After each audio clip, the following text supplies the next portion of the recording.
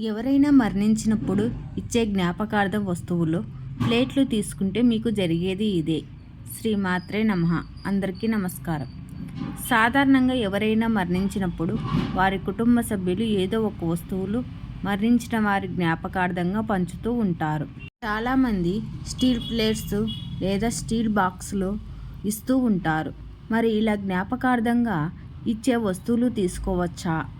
తీసుకుంటే ఏమైనా నష్టం జరుగుతుందా? ఇలా ఇచ్చిన వస్తువులలో భోజనం చేయవచ్చా? ఈ వస్తువులను నివేదనలకు, శుభకార్యాలకు వాడుకోవచ్చా అని చాలామందికి సందేహం వస్తుంది. ఈ సందేహాలన్నిటికీ సమాధానాలు ఈ వీడియోలో తెలుసుకుందాం. అంతకంటే ముందు నా వీడియోకి ఒక లైక్ చేసి, షేర్ చేసి సబ్స్క్రైబ్ చేసుకోండి. సాధారణంగా ఎవరైనా మరణిస్తే 13 లేదా 14 రోజులకు అన్న సంతర్పణ చేస్తారు. అంటే చుట్టాలు, బంధువులు, చుట్టుపక్కల వారిని పిలిచి భోజనాలు పెట్టుకుంటూ ఉంటారు. వీటిని దినం భోజనాలు అని పిలుస్తూ ఉంటారు. చాలామంది ఈ దినం భోజనాలకు వెళ్ళడానికి కూడా భయపడిపోతూ ఉంటారు. చావు భోజనాలకు వెళ్తే చావుని ఇంటికి తెచ్చుకున్నట్లే అని భయపడిపోతూ ఉంటారు. కానీ ఇదంతా అపోహ మాత్రమే. ఇలాంటివి అస్సలు నమ్మకండి. దినం భోజనాలకు వెళ్తే చాలా మంచిది. అసలు ఈ అన్నదానం ఎందుకు చేస్తారంటే ఆ చనిపోయిన వ్యక్తి ఎవరికి రుణం ఉన్నాడో తెలియదు. కాబట్టి అన్నదానం చేస్తే ఆ రుణం తీరిపోతుంది. దినం భోజనాలను పితృదేవతల ప్రసాదమని, ఆ ప్రసాదాన్ని తప్పక స్వీకరించాలని శాస్త్రాలలో చెప్పారు. కనుక దినం భోజనాలకు అందరూ తప్పకుండా వెళ్ళాలి. అంతేకాదు, ఈ అన్నదానం వలన చనిపోయిన వ్యక్తి ఖాతాలో పుణ్యం పెరుగుతుంది. దానివల్ల పాపం కూడా తగ్గిపోతుంది. కాబట్టి చనిపోయిన 13-14 రోజులలో పెట్టే దినం భోజనాలకు ఎంతో ప్రాముఖ్యత ఉంటుంది.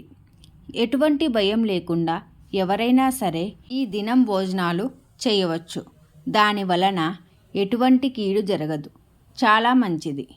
ఇలా దినం భోజనాలు పెట్టిన తర్వాత చాలామంది చనిపోయిన వారి పేరు చెక్కించి జ్ఞాపకార్థంగా ఏదో ఒక వస్తువును పంచుతారు. చాలా వరకు అందరూ స్టీల్ ప్లేట్లు, బాక్సులు లేదా డబ్బాలు పంచుతారు. వాటిపై చనిపోయిన వారి పేరు మరియు చనిపోయిన వారి తేదీ కూడా రాసి వాటిని జ్ఞాపకార్థంగా అందరికీ పంచుతూ ఉంటారు. వీటిని బహుమతి అని భావించకూడదు. బహుమతిగా తెచ్చుకోవడానికి అది శుభకార్యం కాదు. కాబట్టి ఇలా పంచే వాటిని దానంగా స్వీకరించాలి. అయితే చాలామందికి ఇలా జ్ఞాపకార్థంగా ఇచ్చే వస్తువులను తీసుకోవాలా, తీసుకోకూడదా అనే సందేహం ఉంటుంది. కొంతమంది ఇలా జ్ఞాపకార్థంగా ఇచ్చిన వస్తువులను తీసుకుంటే చెడు జరుగుతుందని భయపడిపోతూ ఉంటారు. కానీ అలాంటి విషయాలు ఏమీ అవసరం లేదు. నిస్సంకోచంగా తీసుకోవచ్చు. ఈ వస్తువులు చక్కగా ఇంట్లో వాడుకోవచ్చు. పూజలు చేసేటప్పుడు కూడా ఈ వస్తువులను వినియోగించుకోవచ్చు. ఎందుకంటే ఈ జ్ఞాపకార్థం వస్తువులను ఏదైనా పుణ్యకార్యంలో వాడుకుంటే ఆ పుణ్యం చనిపోయిన వారికి కూడా చేరుతుంది. కనుక అనవసరమైన భయాలు పెట్టుకోవద్దు. జ్ఞాపకార్థ వస్తువులను తీసుకోవచ్చు. ఇంకొక ముఖ్యమైన విషయం ఏమిటంటే ఈ కాలంలో చాలామంది జ్ఞాపకార్థంగా స్టీల్ లేదా ప్లాస్టిక్ వస్తువులను ఇస్తూ ఉన్నారు. అది చాలా తప్పు. స్టీల్ ఎప్పుడు దానంగా ఇవ్వకూడదు. వాటికి బదులుగా ఏదైనా ఒక చిన్న రాగి వస్తువును లేదా చిన్న ఇత్తడి వస్తువులు కానీ జ్ఞాపకార్థంగా ఇవ్వండి.